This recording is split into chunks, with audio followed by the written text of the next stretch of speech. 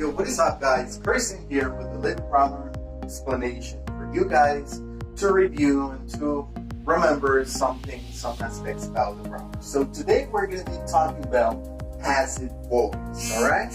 So in English, like in many languages, we have two different kinds of sentences. We have the active voice and we have the passive voice.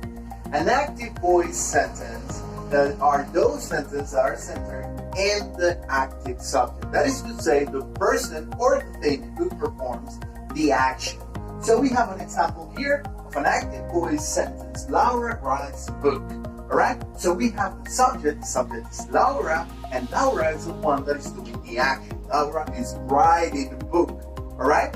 And here we have two things. We have the subject, we have the verb, and we have the complement. But not only we have a complement, but also this is an object.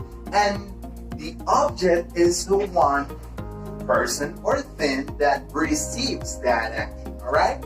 So in this case, Laura is writing and the book is receiving that action. Alright? So passive voice is when we decided to focus on the object, not in the subject.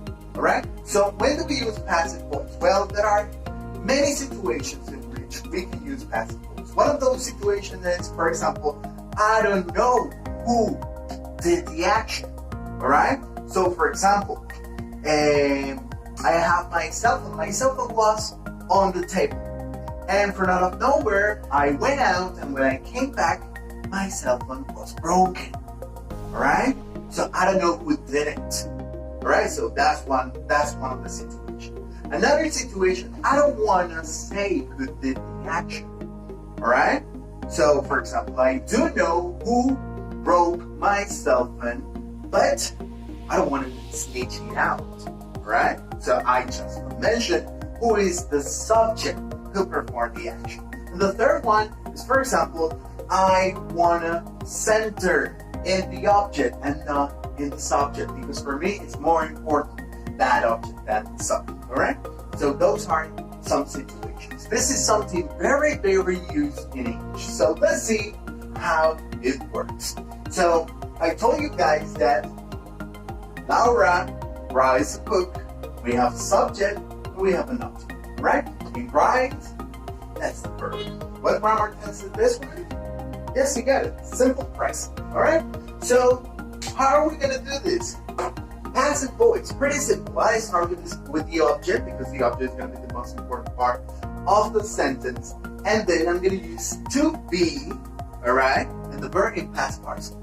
And that's it. Alright? So in this case, a book, I conjugate to be, depending on the grammar tense. In this case, simple present, alright, the book is, alright, and verb in past participle. What is the past participle of write? Read by Laura.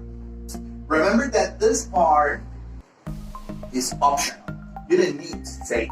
If you want, you can put it. If you don't want, just dishes. That doesn't matter. So here we have present progressive. Carlos is drinking soda. Soda is the object. Carlos is the subject. Alright? So we go. Soda. This is present progressive. I'm going to continue to do the same thing. Remember, I used to be and past participle. But in this case, we already have to be. So what I'm going to do is respect that one. Carlos, a soda is, and add to be, conjugated in present progressive, being, and verb in past participle. Soda is being drunk. Remember, if you want to mention, you're going to say by Carlos. Alright? That's it. Luisa crashed my car. Simple past. Pretty simple.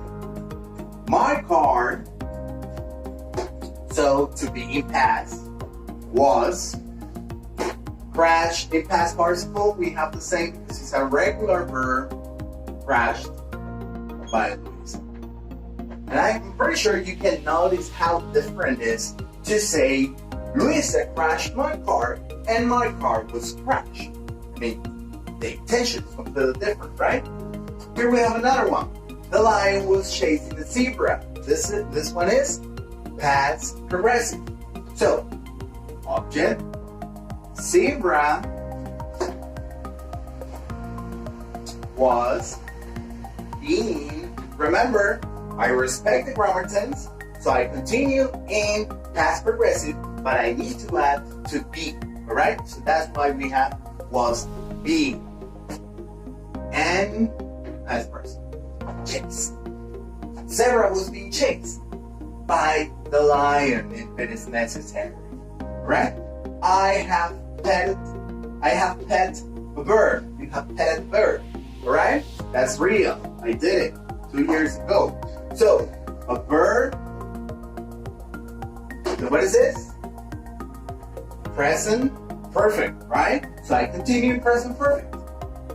Pet, a bird has to be, been, and verb in past person. Petted by me. Alright? Pretty simple. Sarah had eaten the pie. Past perfect. A pie had, continue with the same, been, this is the to be, eaten, past participle, and by Sarah. Alright? We have future. Lil Pump will release a new album. That's pretty sad. I hope that's not real. So, a new album, alright? We use future, will, we use to be, and past person, right? Released by Lil Pump. Alright? Pretty simple. And here we have a modal verb, must. I mean, in the same way I work with must, it will work with any modal verb. So I respect the modal verb and add to be, like in the rest of the sentence. So, Tuesday, you guys like Tuesday, right? Must be played by me. Alright? And that's it. That is passive voice. Some little things I gotta say before we finish. First of all, not every sentence in active voice can be turned into passive voice. You need to have an object. Remember that. For example, if I say, I play basketball in the park, what is the object? There is no object. Nothing is being affected. Alright? So in that case, you cannot use passive voice. Remember that. Not every sentence in active voice can be turned into passive voice. Alright? So you gotta establish if there is an object or there is not an object. Alright? That's it, guys.